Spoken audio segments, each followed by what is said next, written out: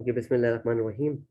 18 तक हमारे पास हो चुके हैं, 19 हम स्टार्ट करते हैं। The cost of the passenger transport vehicle paying for the hire for depreciation purpose would be equal to dash actual cost 2.5 million, higher of actual and 2.5 million या lower of 2.5 million।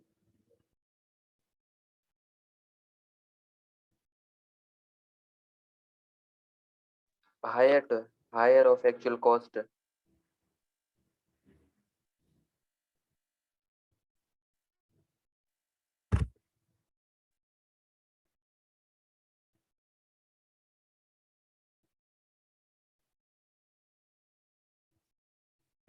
The cost of passenger transport vehicle paying for hire depreciation purpose would be equal to actual cost 2.5 million, higher of actual cost या and 2.5 million या lower of 2.5 million।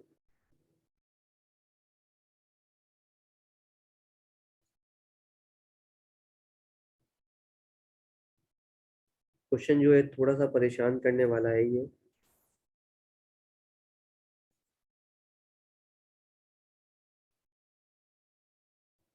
हम इसको एक दफा यहाँ से tally कर लेते हैं एक दफा।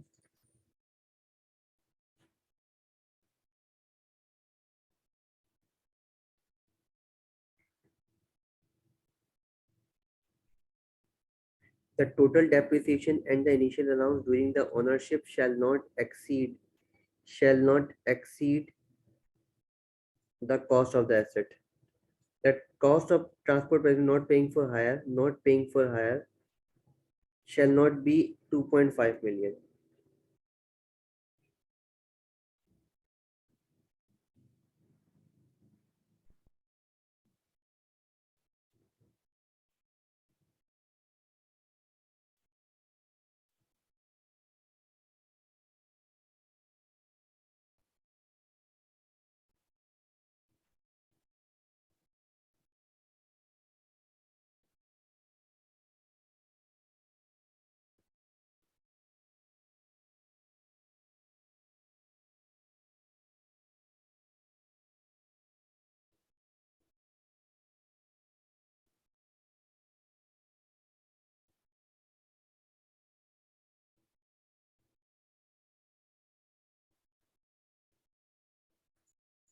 तो यहाँ पे क्या आना चाहिए, यहाँ पे एक्चुअल कॉस्ट आना चाहिए। लिखा हुआ है the cost of the passenger और transport passenger vehicle paying for the hire not depreciation purpose would be equal to. Depreciation purpose के लिए क्या हो, इक्वल के कहाँ तक आना चाहिए, ज़्यादा से ज़्यादा एक्चुअल कॉस्ट तक, ना कि उससे ऊपर। लेकिन कॉस्ट आपके रिस्ट्रिक्टेड कहाँ तक की हुई है, 2.5 मिलियन तक। अगर मैं इसका आंसर देखूँ तो इसका आंसर आ रहा है हमारे पास ए। तो अभी हम ए को सही करते हैं, इस पर बहस करते हैं 19 पे। ठीक है, उसके बाद हमारे पास है initial allowance for depreciation on passenger transport vehicle not paying for hire is allowed it in first year, allowed it in last year, या not allowed it, या none of these। तो नॉट पेइंग फॉर हायर वाली बात है, जो company अपने employees वगैरह को दे रही है, तो उस पर तो कोई डेप्रिसिएशन क्या इनिशियल अलाउंस क्या अलाउ ही नहीं है, तो वो क्या है हमारे पास नॉट अलाउड इट। उसके बाद in case of intangible not used for the whole year, in case of intangible not used for whole year, amortization allowed it would be or the full year not be charged on number of days basis, या none of these, या none of above। तो अभी हमने पढ़ा था कि जब अगर होल ईयर के लिए अवेलेबल नहीं हो तो क्या करेंगे हम लोग, प्रोपोर्शनेट बेसिस पे करेंगे। तो सी ऑप्शन क्या हमारे लिए सही है कि charge on number of days basis. फिर उसके बाद एनी गेन और loss on disposal of intangible shall be treated as income और deduction under the income from business other sources capital gain, या नॉन ऑफ दीज। तो business की बात हो रही है यहाँ पे इंटेंजिबल की। where an asset is sold, where an asset is sold, exchange, transfer, or distributed or cancelled, redeemed, replenished, destroy, lost, expire, or surrender, it shall be treated as acquisition of asset, disposal of an asset, या none of these। अगर asset क्या हो आपका, sold हो रहा हो, exchange हो रहा हो, ट्रांसफर हो रहा हो, डिस्ट्रीब्यूट हो रहा हो, कैंसिल हो रहा हो, फलाना डिमाका, destroy, lost, expire, surrender, it shall be treated as disposal of an asset. लग तो ये रहा या आप कैसे आप बेचो, आपके पास से चला जाए तो वो क्या कहलाएगा, डिस्पोजल कहलाएगा। अब भले वो डिस्ट्रॉय होके जा रहा हो, एक्सपायर होके जा रहा हो, रिडीम होके जा रहा हो, कैंसिल होके जा रहा हो, तो क्या वो डिस्पोजल ऑफ एन एसेट है। फिर उसके है। बाद इसका भी बता दो, एक्विजिशन ऑफ एसेट का मतलब क्या है? इसका टर्मिनोलॉजी का मतलब क्या है? इसका एक्विजिशन, ये जो ए में है। एक्विजिशन, एक्विजिशन, एक्विजिशन का मतलब क्या, जब आप एसेट को परचेज कर रहे हो, एक्वायर कर रहे हो, लेते हुए।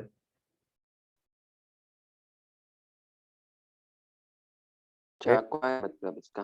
अगर आप परचेज जब एक्वायर करते हो, आपने बोला एक्वायरिंग कॉस्ट कितनी है आपके एसेट की, 1 लाख रुपए, तो मीन आपकी क्या है, परचेज कॉस्ट।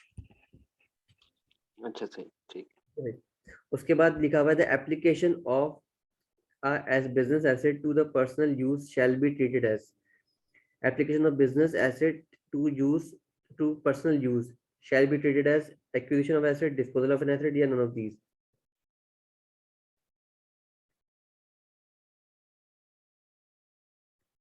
अगर आप अब किसी अपने पर्सनल, आपका जो बिजनेस का एसेट था, बिजनेस का जो एसेट था वो आप कहाँ भेज रहे हो, अपने घर में भेज रहे हो, ठीक है भाई,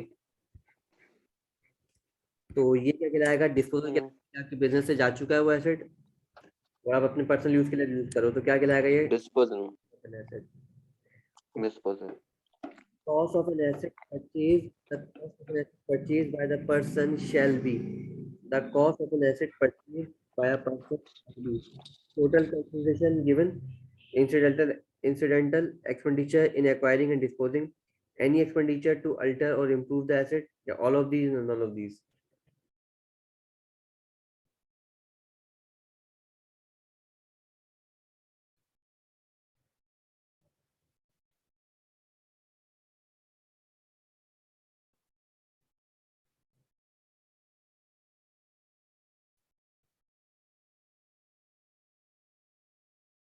all of these. all of these पक्की बात। वो 50-50 पक्का नहीं मुझे। all of these, ठीक है। ऑल ऑफ दीज है ना। उसके बाद फिर, क्योंकि अगर एसिड आप परचेज करो तो जो पैसे पे कर रहे हो, वो जो खर्चा करना पड़ा आपको वो पैसे भी, और अगर लेट से आपने एसिड लिया, को टूटा फूटा, आपने उस पर क्या कर दिया, खर्चा कर दिया कि यार ये सही चल के काम करे, तो भी क्या कहलाएगा, आपका एक्सपेंडिचर कहलाएगा, कॉस्ट ऑफ एसिड कहलाएगा। तो ये क्या है, 25 का D. Where an asset has been acquired with a foreign currency loan, ठीक है, एक्वायर्ड कर रहे हो आप एसेट को फॉरेन करेंसी लोन पे, the cost of an asset shall be fluctuated due to increase in exchange rate without without payment of loan, decrease in exchange rate without payment of loan, no effect unless loan is paid, loan is repaid।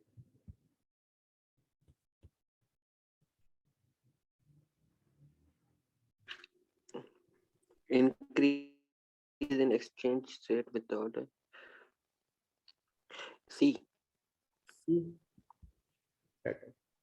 जब तक उस पर loan आप पे नहीं, क्योंकि अगर हम साल के बीच में फॉरेन करेंसी की बात करें ना, अगर वो $10 की कोई चीज ले रहा है, उसकी पाकिस्तानी वैल्यू तो चेंज हो जाएगी, बट कल को उसे $10 ही पे करने पड़ेंगे। बिल्कुल। उसके बाद where the person disposing of an asset under non-arm's length transaction, the consideration shall be treated as given having received equal to, where a person disposing of an asset under the arm length चाहिए, the consideration shall be treated as the having received equal to actual consideration received, fair market value, none of these।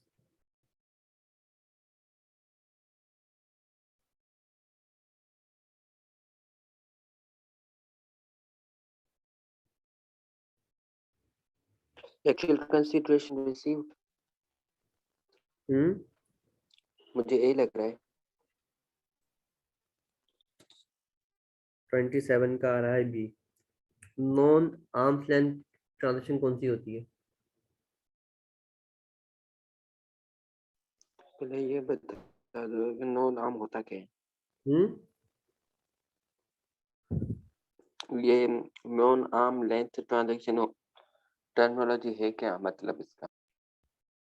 Arm length condition होती है, arm length transaction वो होती है जो मतलब जो सबके लिए है, वही आपके लिए है। ठीक है, जैसे ये वही आपके लिए। कोई आप मेरी कंपनी में काम करते हो, मेरे सब एम्प्लॉयज के लिए टाइम रखा हुआ है कि यार 9 बजे सबको पहुंचना है। तो और सबकी सैलरी कितनी है, लेट से जैसे अगर कोई एक एक ग्रेड बनाया गया, लेट से ग्रेड ए का बंदा है तो उसकी सैलरी लेट से 30,000 है, बी वाले बंदे की 20,000 रुपये। तो वो सब चीजें मैं क्या करूंगा, आप मेरे दोस्त हो तो मैं आपके लिए भी सब चीजें वही रखूँ, तो क्या है, ये आर्म लेंथ में बात हुई हुई है सब चीजें। नॉन आर्म लेंथ क्या होगा कि लेट से आपके लिए क्या हो गया, मैं 22 हो गया कि लेट से आपकी टाइमिंग क्या कर दी मैंने कहा आज जब आपका दिल करे आज जब आ जाओ, मसला नहीं है कोई। तो ये नॉन आर्म लेंथ हो गया। तो इसके लिए क्या है यहाँ पे, इसका ऑप्शन आ रहा है यहाँ पे 27 का, 27 का बी, फेयर मार्केट वैल्यू। वरना हम लोग कंसिडरेशन कौन सी ट्रीट करते हैं, वरना हम ट्रीट करते हैं एक्चुअल या फेयर मार्केट वैल्यू, जो भी इसमें से क्या हो हायर हो। सेट है।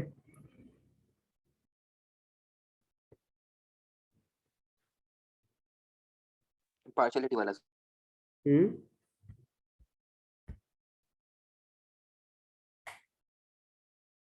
असल में आवाज नहीं आ रही। क्या हुआ? आवाज नहीं आई, आप क्या बोल रहे हो। नहीं, मेरा कट गया, वो क्या नाम है, नेट चला गया था, फिर अभी आया। तो ये, तो इसका ऑप्शन क्या है हमारे पास, बी है, फेयर मार्केट वैल्यू। देन उसके बाद depreciation shall be computed on building all types against the written down value at the beginning of the year at the rate of 10%। 10%। 10%, 100%, मतलब 100 वो 10% ना, पक्की बात है। 28 का क्या लगाया हमने, 10%। 10%। Depreciation shall be computed on the furniture fitting, कितना परसेंट है इसका, 15%। 15%। 3%। Depreciation computer computer machinery error कितना है इसका, 30%। एक मिनट, हाँ, इसका 30% है। Initial allowance on building is allowed it at dash percent. 50, 40, 15, 25 25 initial 25 loan, 25, 25 है।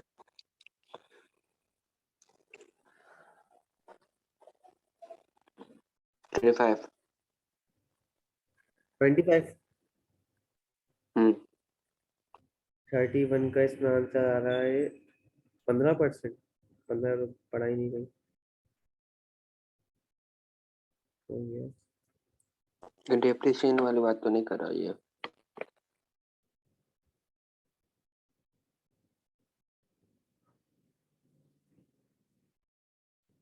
तो कहीं ना कहीं लिखा होगा।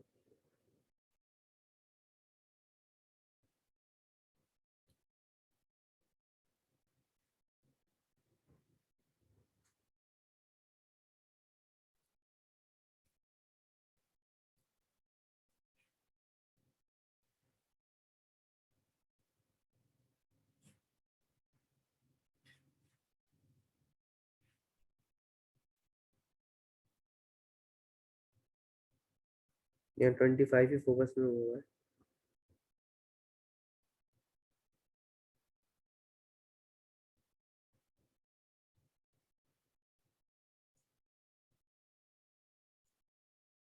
अच्छा, एक सेकंड। इनिशियल अलाउंस देखो बिल्डिंग में तो हो ही नहीं रहा है। यहाँ बोला एलिजिबल डेप्रिसिएबल एसेट कौन कौन से हैं आपके पास, newly planned machinery purchase, second hand machinery, road transport vehicle, या employ in transport will not be treated as eligible depreciable asset, या computers. If a person eligible depreciable asset is servicing in the first time in the Pakistan, where there was initial allowance at 25% for plant machinery of the cost, and the asset should be used the purpose of business. The initial allowance for first time trial production tax in the commercial year. तो हम इसको question mark कर लेते हैं, इसको हम आगे solve करते हैं।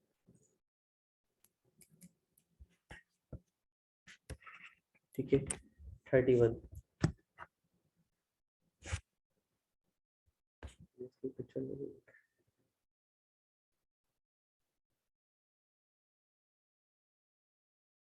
देन उसके बाद expenditure for the acquiring land is included in expenditure for acquiring land is included in cost of land, WDV of land, depreciation of land या all of these।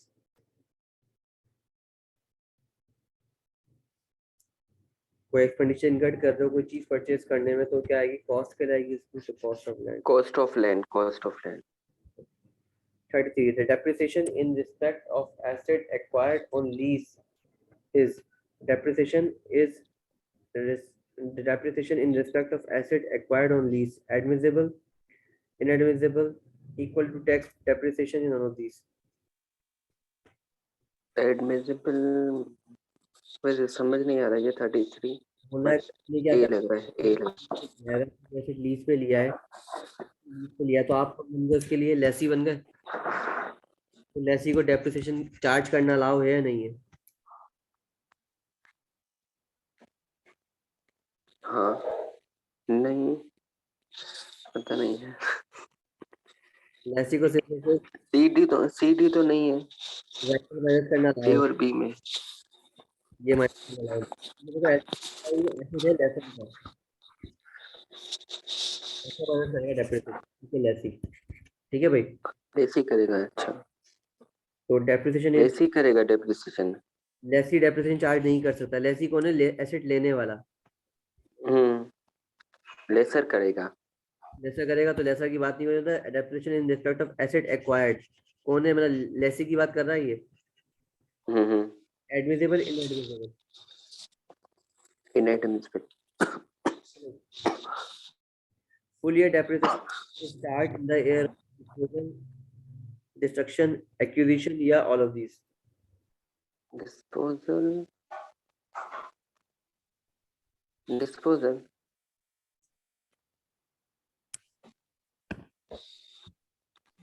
no depreciation shall charge, फिर D भी खत्म। अच्छा question, जब हम acquire करते हैं तो क्या करते हैं, ठीक है फिर लिखा amount of depreciation to dash is restricted to the lease rental derived during the year in respect of lease asset, leasing company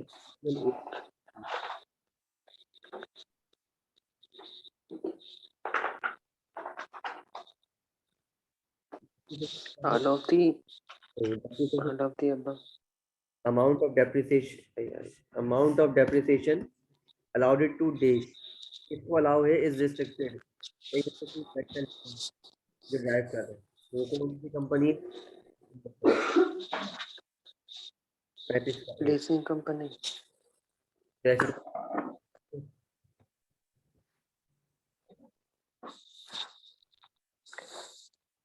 cost of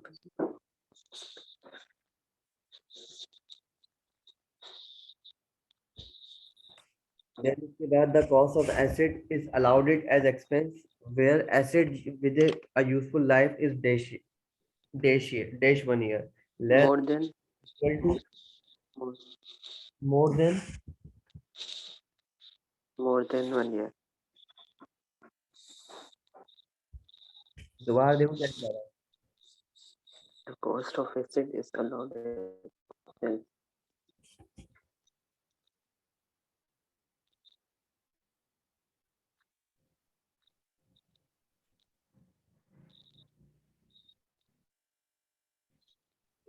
more than 1 year लग रहा है। the cost of asset is allowed it Allowed as expense। जिया साहब बोल रहे हैं 36 का ए, None of the above। जिया साहब बोल रहे हैं ए, तो लिखा है the cost of asset is allowed it as less than 1 year या equal to या more than none of these, क्या होना चाहिए, मुझे बी लग रहा है। हाँ, हम्म मुझे बी लग रहा है, वैसे कंफर्म नहीं।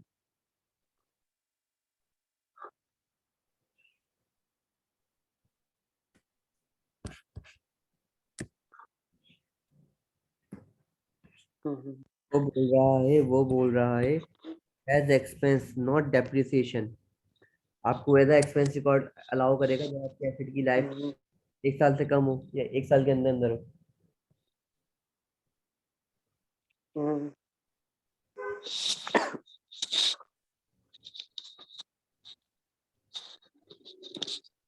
उसके बाद 37, the amount of any grant receivable in respect of acquisition of assets shall be included in the cost of assets such asset where the such grant is exempt taxable. None of these. The amount of any grant received in respect of acquisition of asset shall be included in the cost of such asset where the such grant is exempt taxable in none of these. Taxable, taxable, क्या होगा इसका? Taxable. कैसे? ये grant की बात कर रहे हैं ना कि acquisition of asset shall be included, मतलब कि अक्वायर करें तो उस एसेट में इंक्लूड होगी। जब वेयर सच ग्रांट इज, जब ग्रांट एग्जेम्प्ट होगा तो वो इंक्लूड ही नहीं होगी। सही है। हाँ सही है सही है। Taxable. The cost of land and the cost of immovable property. Such land are shown separately together in profit and loss account. All of these.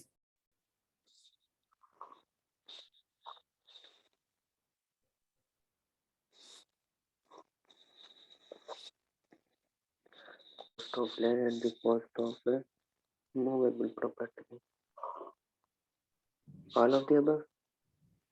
दोनों साथ में काउंट करते हैं क्या सी वाले?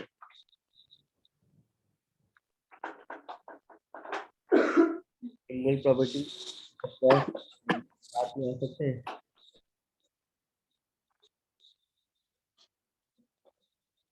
मुझे डी लगता है, ऑल ऑफ द अबव। भाई all of the above कैसे होगा? हम थोड़ा separately अलग लगाइए, क्या बोला तू कहता है? वॉइस कट रही है आपकी। डी तो है ही नहीं हमारे पास। आप बताओ कौन सा होना चाहिए? अच्छा, सेपरेटली है फिर, सेपरेटली। सेपरेटली। सही है। ये देखो लैंड मतलब land, cost hmm, cost of immovable property मतलब हो सकता है बिल्डिंग। अब बिल्डिंग और लैंड भी करना अलग अलग लिखना है क्योंकि बिल्डिंग क्या होती है डेप्रिशिएट होती है, लैंड डेप्रिशिएट नहीं होती है। ठीक है भाई, हाँ। इसे अलग लिखते हैं।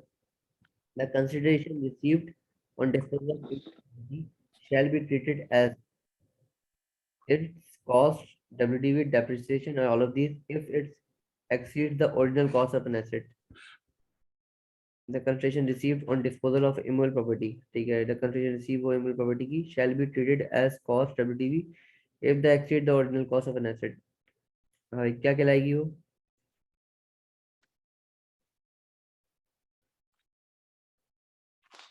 इसका ए लग रहा है मुझे, 90%।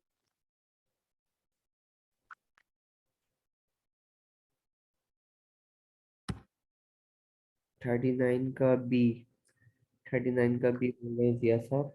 द कंसिडरेशन रिसीव, जो भी आप कंसिडरेशन क्या कर रहे हो, रिसीव कर रहे हो disposal of immovable property, immovable property shall be as dash if exceed the original cost। अच्छा, यहाँ की चीज होता है एग्जाम्पल, आपने अगर परचेज कर रहे हो एक एसेट, मतलब वो बिल्डिंग की बात कर रहा है, immovable property, let's say building purchase किया आपने कोई 1 लाख की। हम्म, ठीक है, जब आप उसको बेचने लग रहे हो या आपको, तो उसकी फेयर मार्केट वैल्यू कितनी चल रही होगी आज, लेट से आपने इसको 10 साल पहले परचेज किया है, तो आज इसकी लाइफ 1 लाख रुपए रहेगी या बढ़ जाएगी कम हो जाएगी? हेलो, जी जी। आवाज आ रही है? मैं ना रुक। आवाज मैंने कहा कि हैंग हो गया या नेट कट हो गया। आ रही है? हाँ हाँ आ रही है। तो मैं बोल रहा हूँ, देखो कंसिडरेशन रिसीव क्या होगी इमोशनल प्रॉपर्टी की, shall be treated as cost receive, उसको कंसिडरेशन रिसीव जो होगा उसको कॉस्ट कंसीडर करूँ, डब्ल्यूडीवी कंसीडर करूँ या डेप्रिसिएशन कंसीडर करूँ? तो इसका आंसर क्या है? अगर लेट्स से एक एसेट मैंने परचेज किया था 2012 के अंदर, ठीक है, कितने का, 1 लाख का, तो क्या आज उस एसेट की, आज उस बिल्डिंग की क्या कीमत जो होगी, 1 लाख बढ़ गई होगी, ये कम हो गई होगी? बढ़ गई होगी। बढ़ गई होगी। बढ़ लेट्स गई होगी। 1 लाख की कॉस्ट थी 10 साल पहले, हम्म। आज वो लेट्स से मे भी 12 लाख की हो। अब आपका हम्म। कॉस्ट कम आ रही है, कंसिडरेशन रिसीव ज्यादा आ रही है, तो वो टैक्स वाला बोलता है कि यार ये जो आपकी बात, जो कंसिडरेशन जो आ रही है ना, लेट्स से कंसिडरेशन जो मिल रही है आपको, उसको क्या कंसीडर करो, उसको फेयर मार्केट वैल्यू को कॉस्ट ही कंसीडर करो, ना कि कोई और चीज। हम्म। अब माइनस करो अपनी डेप्रिसिएशन, हम्म।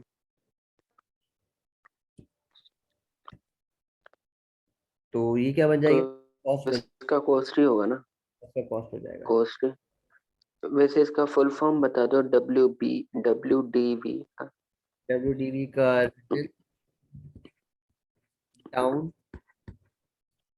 वैल्यू, ये क्या होती रिटर्न डाउन वैल्यू। है? 1 लाख की कॉस्ट थी, आपने हम्म। अप्रिशिएट किया 10% से, कितना है, 10,000 रुपए, तो आपकी हम्म। साल के एंड पे वैल्यू बची है बिल्डिंग की, बिल्डिंग की या कोई भी एसेट की, 90,000 रुपए हम्म। की डब्ल्यूडीवी कहलाती है। ठीक है भाई। अच्छा, मतलब कम हो जाना। और इस प्रोसेस को क्या कहते हैं जब हमने 1 लाख की चीज ली उसकी डबल या ट्रिपल वैल्यू हो जाती है, जैसे कि बिल्डिंग की अभी बात की, उस प्रोसेस को क्या कहते हैं हम? एक्चुअल वैल्यू बढ़ जाती है जिसकी टाइम के साथ साथ। रिवैल्यूएशन होना, रिवैल्यू होना बिल्डिंग की, क्या? Revalue? Revaluation, devaluation? Devaluation? Revaluation. जैसे अकाउंटिंग में हम पढ़ेंगे ना, तो अकाउंटिंग में इसका अलग से एक स्टैंडर्ड होता है, उसको हम IAS 16 बोलते हैं। तो उसके अंदर हम लोग रिवैल्यूएशन परफॉर्म करते हैं, पहले एसेट को रिवैल्यूएशन का, मतलब एसेट अगर 1 लाख का है, तो पहले बुक्स में भी हम लोग कितने का दिखाएंगे, जितने की चल रही है मार्केट वैल्यू आज 12 लाख की, तो हम 11 लाख से क्या करेंगे, अपने एसेट को रिवैल्यू करते हैं। ठीक है भाई। उसके बाद फिर नंबर 40 है हमारे पास, the dash of an asset is treated as disposable consideration in case of export of an depreciable asset after use in Pakistan। उस एसेट को क्या कंसिडर करूं, कॉस्ट कंसिडर करूं, डब्ल्यूडीवी कंसिडर करूं, डेप्रिसिएशन कंसिडर करूं? जो एसेट क्या हो, कंसिडरेशन मिल रही हो एक्सपोर्ट के केस में,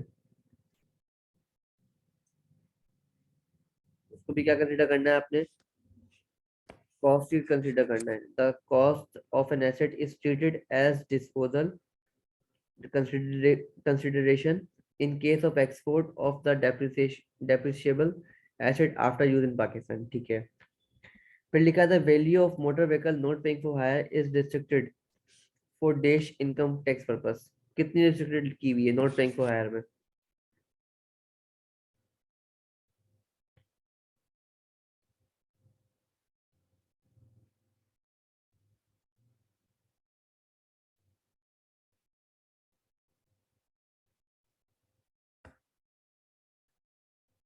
2.5 मिलियन थी,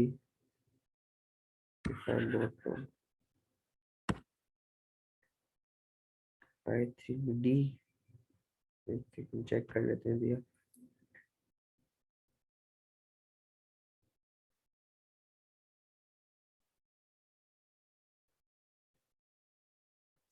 नॉट पेइंग फॉर हायर है, तो इसमें क्या होगा, इनिशियल अलाउंस तो नहीं मिल रहा होगा, लेकिन कॉस्ट उसकी डिस्ट्रिब्यूटेड कितनी होगी, 2.5 मिलियन की, नॉट पेइंग फॉर हायर। अगर वैसे होगा तो इनिशियल अमाउंट भी किसमें मिल रहा होगा, 2.5 मिलियन पे मिल रहा होगा।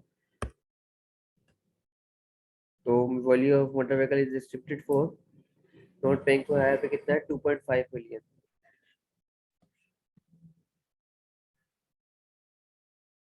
अच्छा, 1 मिनट के लिए मैं इसको पॉज कर रहा हूँ।